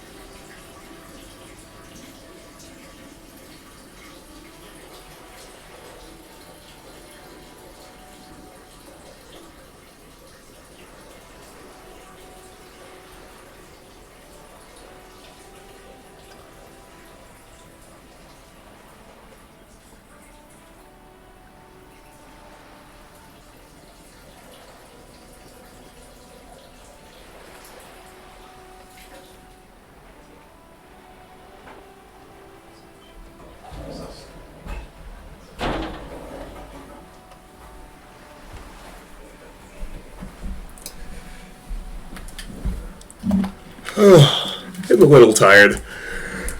Probably have another hour or so in me. We'll see how we do.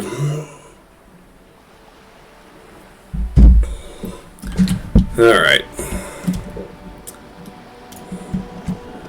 I still need to find 6 cents to pay Gart back, too. Literally 6 cents. See anything else I can work on?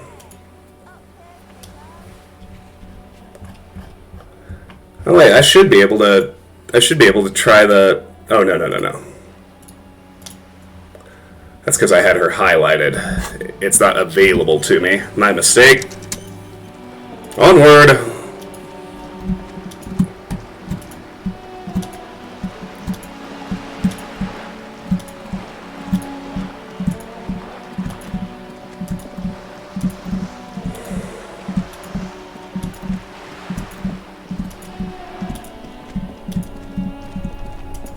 Any Real down here, I wonder?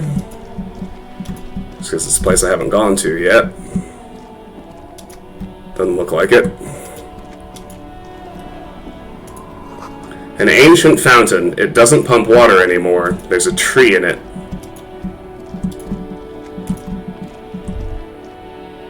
Hey, there's Real in here.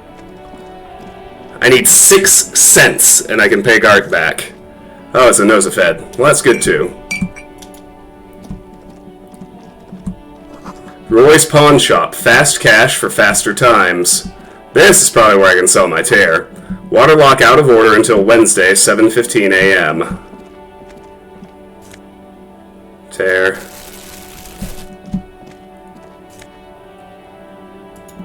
Fingerless gloves. Worry about those later. There's Roy. It's not often that I see officers from the RCM in my pawn shop.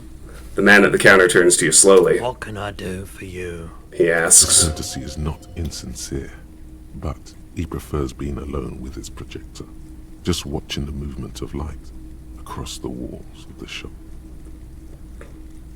Sorry, I feel like I'm interrupting you. Oh no, not at all. I guess I haven't had many customers lately. RCM or otherwise. Who are your customers usually? All kinds of people come through here. Locals, travelers, people looking for a deal, people looking for a keepsake, people who are terminally bored. As you can see, I have a wide selection of goods for everyone to choose from. Not quite the collection indeed. Typical vacuous consumerist objects. Honestly, I think some of your selections are more tasteful than others. This business plan is all over the place. You should specialize, zoom in, recapitalize. Typical vacuous consumerist objects. It keeps me entertained. He responds, unimpressed with your critique. No, that's something I'd like to sell. I have other business to take care of now. Right. That's just tear. Yeah, let's get out of here for now. Still not the place to sell tear. I really thought it would be. Oh well. Maybe I can find 6 cents somewhere in here. A helpline to the company that controls the drawbridge. There's a pile of cheap sunglasses in a small box. A variety of shapes and colors. Oh, this is a vendor. Like sunglasses, officer? I've got the latest styles right here. The vendor takes a pair of sunglasses and sticks them under your nose. Leave for now.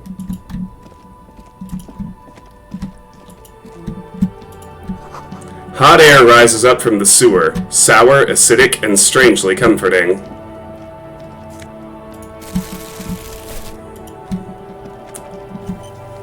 Autosave?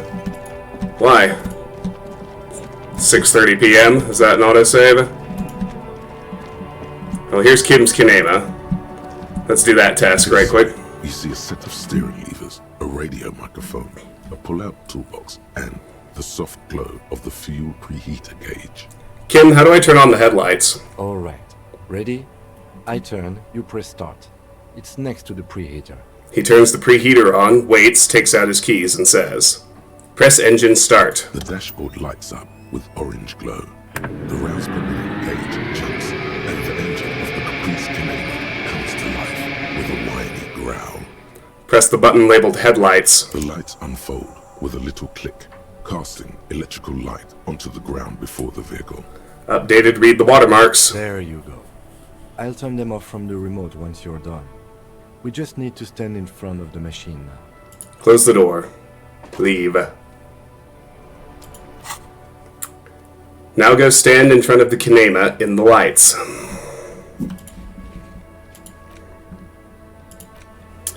Lieutenant Kitsuragi does not want you to hear about something called the Pale, probably thinking it will prove traumatic.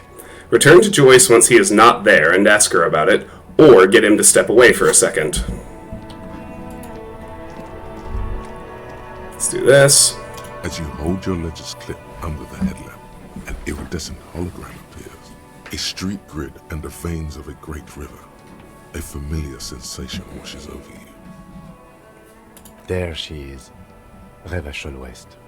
There's a note of pride in the lieutenant's voice. Around the borders of the watermark are dozens, no, hundreds of micro-perforations.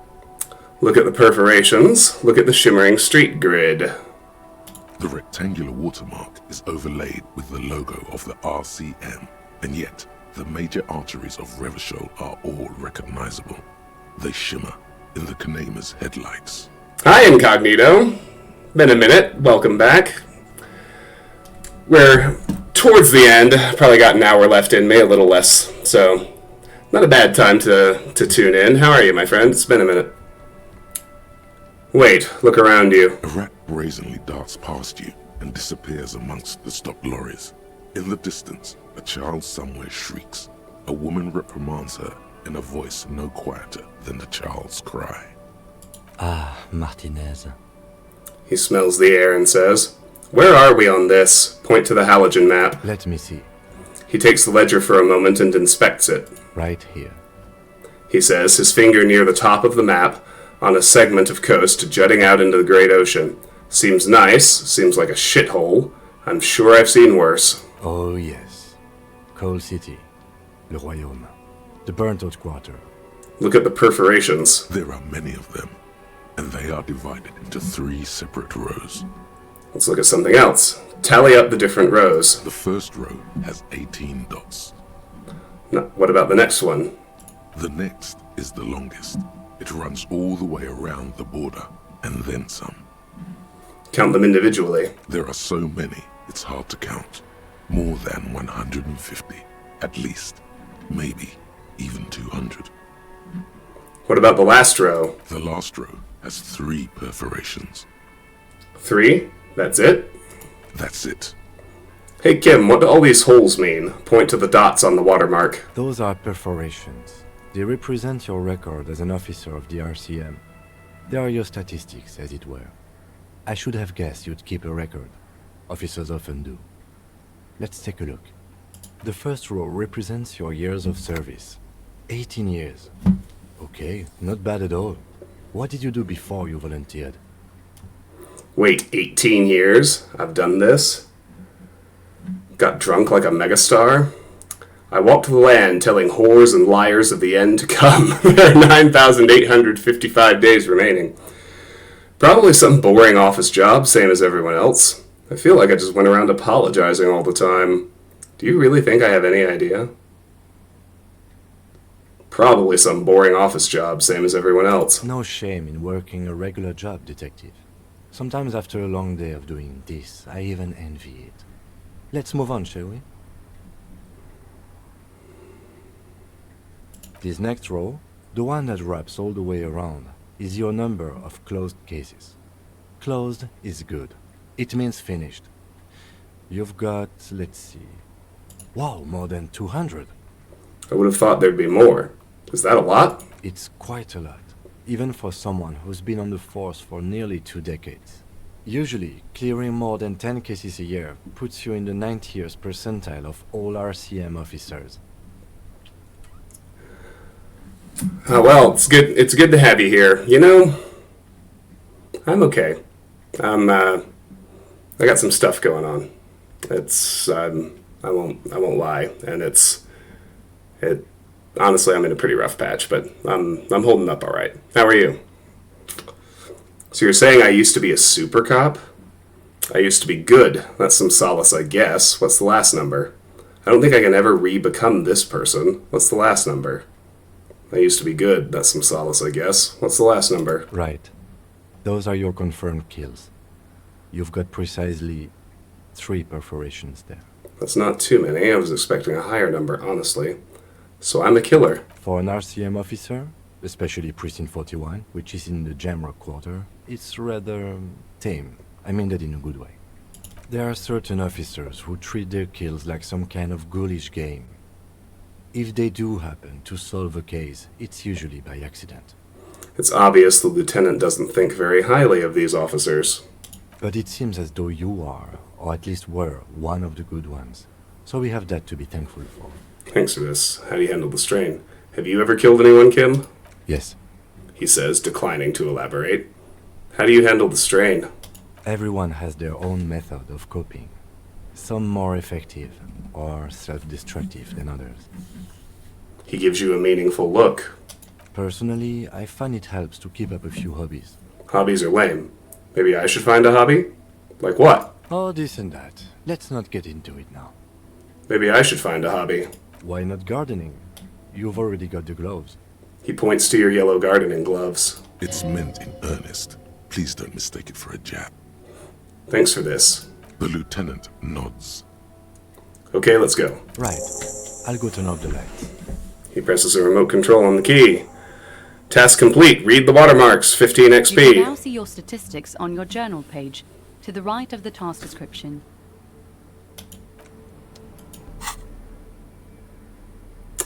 Very good. Here we go.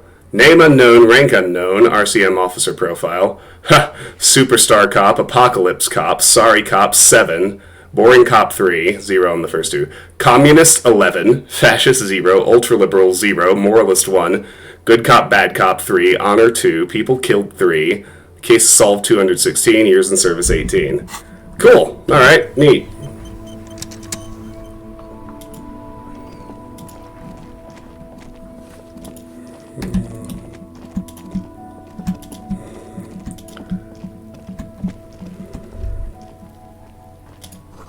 Smells like spoiled meat and curdled dairy. A human being decomposes.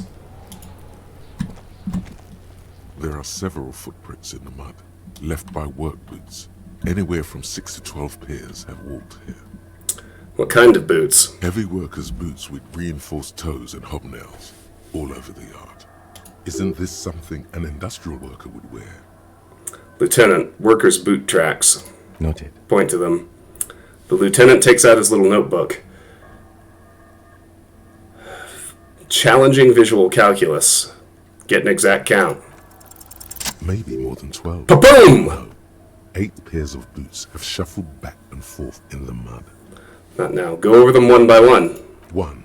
Standard work boot. Steel reinforced toes, number 46. 2. Standard work boot. Steel reinforced toes, number 44. 3. Hobnailed work boot. Steel reinforced toes, number 43. 4. Standard work boot. Number 45 or 46? Count more. Wait, which is it? You don't know. It's a miracle you can tell the prints apart as it is. The cold must have preserved them. 5. Another standard work boot. Steel reinforced toes, number 44. 6. An aberration, light as air, even pace, same make of boot, but number 41. Count the rest. Male or female? Impossible to tell. Could also have been an adolescent. The gait is undeveloped. Count the rest. I'm pretty good at this, ain't I? You're not bad. It's as if the whole world darkens. Everything else has a thin film of unimportance on it, and the tracks burn in the middle of it, in a strange, beautiful way. Count the rest. 7. The glowing outline of a standard work boot, number 46. But the imprints are twice as deep as the others. The weight exceeds 200 kilograms. 8. And yet another standard work boot, number 44. There's an aberration in the pattern of the sole, however. The right sole is smoother, more worn. How many? The lieutenant has been tracking your eye's movements. Say nothing. 400 million. 8. I was pretty off then. I counted 20. Say nothing. Way off. Way.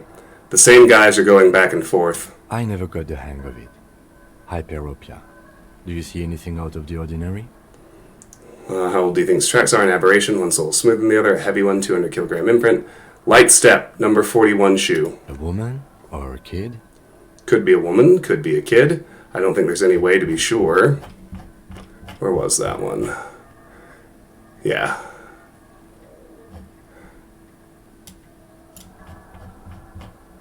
I don't think there's any way to be sure. Understood. Anything else? A heavy one. 200 kilogram imprint. 200? Could it be the combined weight of two people, one carrying the other who's tied up?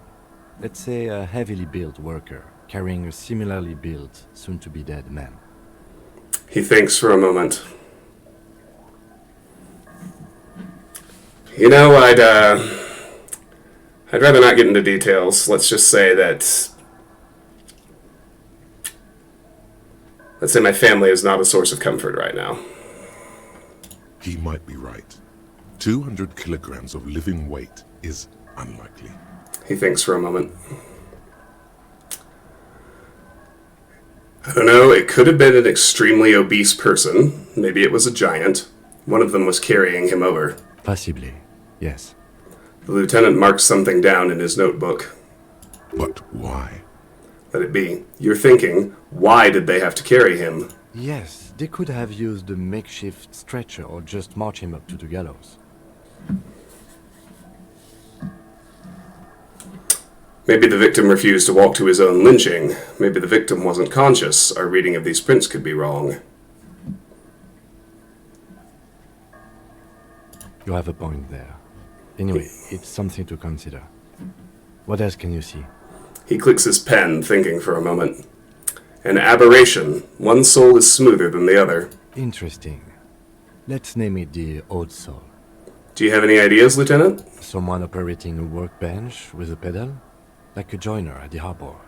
Or maybe a drummer? He thinks for a second. A drummer? That's stupid. So one of the people we are looking for is a drummer? No, it's not. Forget I said it. We are not looking for a drummer. Perhaps it could be a driver. A driver would wear out their right shoe before the left. The accelerator is on the right. He raises his index finger. I was actually thinking the exact same thing. Interesting. If only I had come up with that idea. Nod thoughtfully. We should keep our eyes open around the traffic jam. See whether anyone strikes out as a potential suspect. Seems prudent, no? I'm not sure we don't want to attract too much attention. Yes, prudent. Mm-hmm. The lieutenant writes the information down in his notebook, then reverts to the tracks in the mud. How old do you think these tracks are? A week, maybe? 7 days would fit the time frame provided to us by the caller, who reported the hanging. It is not impossible. How do you know? I pulled last week's forecast for coastal Havashar. 7 days below freezing. The day before, the day of his hanging, was the last warm day. Correct again. Sub-zero temperatures would preserve the tracks in a good state. The commotion here could have taken place a week ago. What do you think happened here? What do I think? A mob of people brought something heavy to the tree. One of them was carrying the victim. They shuffled around, especially under the tree.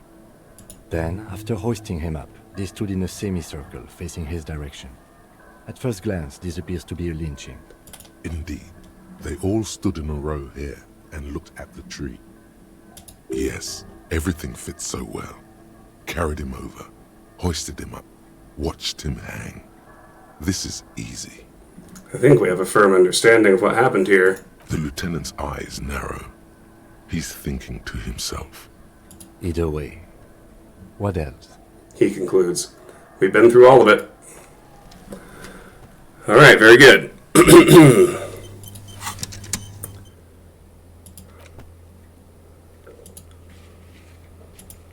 Oh, I can try the backyard wall again. Let's go do it. It'll irritate Kim, but that's okay.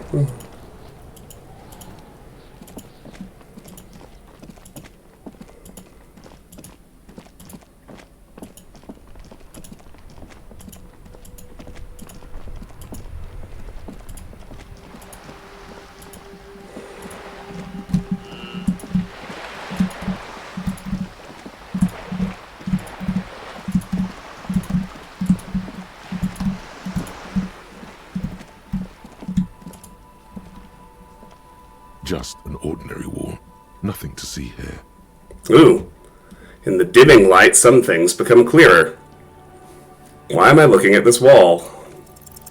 Yeah. Why? It's a wall. An ordinary wall. Why must we stop to look at this wall every time we pass by? We have business to attend to. The lieutenant sighs. Fine.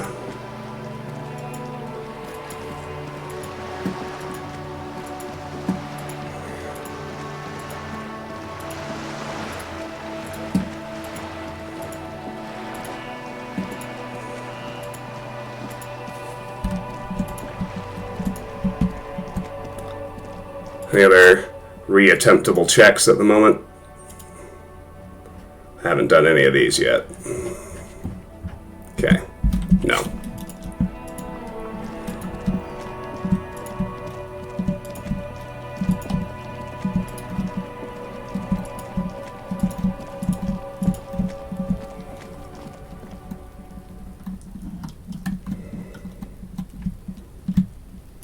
Alright, let's try this. An inconspicuous pile of the roofing material, Eternite. What is this? It's nothing. Someone just left some roofing material slanted against an old shack. Why am I looking at this pile of the roofing material? Because there's a secret door hidden behind the panels of Eternite. That's why they're too orderly. Pull the panels aside. There it is. You see a shabby little door.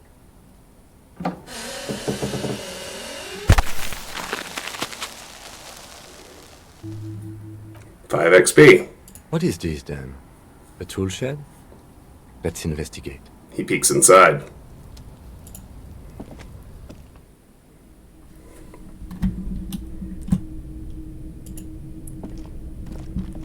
An empty tube of magnesolum magnesium supplement. Cured pig's head. It looks mummified. A silver plate with traces of bone yellow powder. Be still, my beating heart. It's amphetamine. Sweet amphetamine. The lieutenant isn't studying the powder in the mirror. He's studying you. I've heard amphetamines make you a really good detective. Are you a really good detective? I wasn't thinking about taking it, I swear. I was thinking about justice. Someone has taken narcotics here. Perhaps the police should interfere? Perhaps not. This is below our pay grade, detective.